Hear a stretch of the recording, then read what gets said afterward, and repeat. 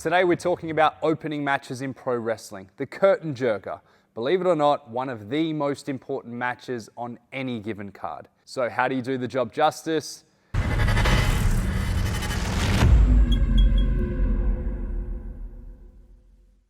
So the first match on the card is an interesting one because if you have a hot crowd who are ready for pro wrestling, it's the easiest job in the world.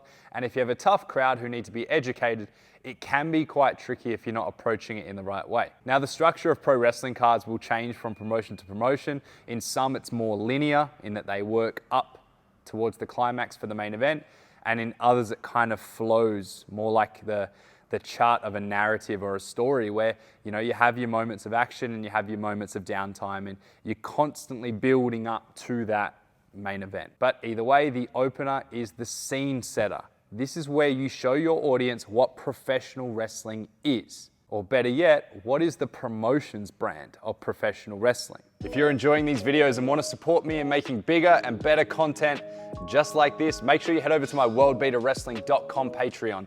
It's a community for pro wrestlers, current and aspiring, a place of networking, collaboration, and exclusive learning content to help you on your pro wrestling journey.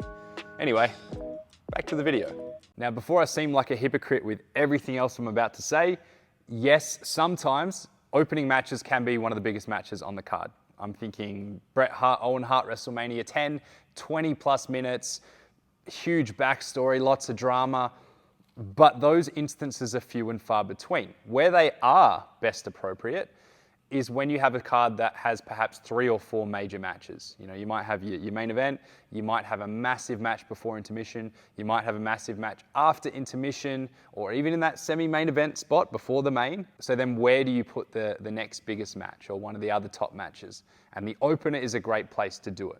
If we look at common story arcs, the way that people write narratives, which I'll place up there, they often don't start with minimal action. They actually start with quite a bit of action. If you watch the first scene of any movie, they don't just start with waking up, getting out of bed, making their breakfast. They actually start with something exciting to set the scene. And then they come down and establish the characters and the story and things like that before building back up to that even higher climax. And I feel like the opening match follows, or often follows, that same pattern. However, for most stock standard live independent shows, if we're looking at your local indie, family-friendly audience, your first match is generally going to be quite simple, quite basic, and quite short. So with that being said, while there is a bit of a 90% rule at play, most opening matches will actually be on the shorter end. Now, I'm not talking 4, 5, 6 minutes. That could come later.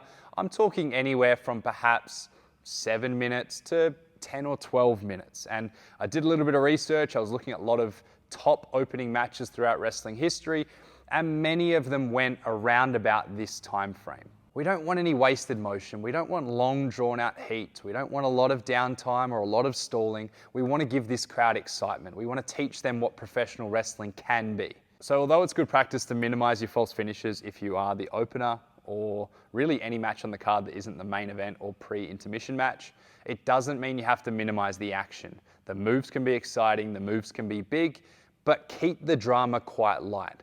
That can be reserved for later on in the show when there's more time and more expectation about hitting those higher gears.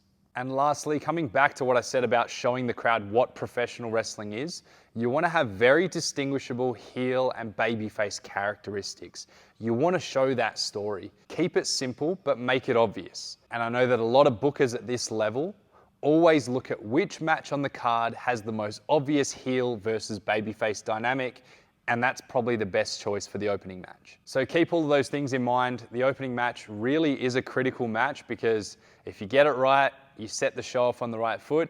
If you get it wrong, it may never recover. But I'd love to hear from you. What are some things that maybe you put into your opening matches when you're wrestling? Or what are some matches in history that open pay-per-view cards or other shows that you really appreciated and loved for whatever reason? I know that one of my favorites was Kurt Angle versus Rey Mysterio from SummerSlam 2002. Fantastic opening match. We actually recently broke it down on our tape study on worldbeaterwrestling.com. So there was some really interesting discussion around the topic of opening matches and what was involved in making it so special. So let me know. Make sure if you're here on YouTube, you like, subscribe, you hit the notification bell, stay up to date with all of my weekly releases. And if you want to take your game further, make sure you head over to my worldbeaterwrestling.com Patreon page, where there's lots of exclusive content coming out every single day and a community of pro wrestlers around the world to work and collaborate with. See you next week for another episode of World Beater Wrestling.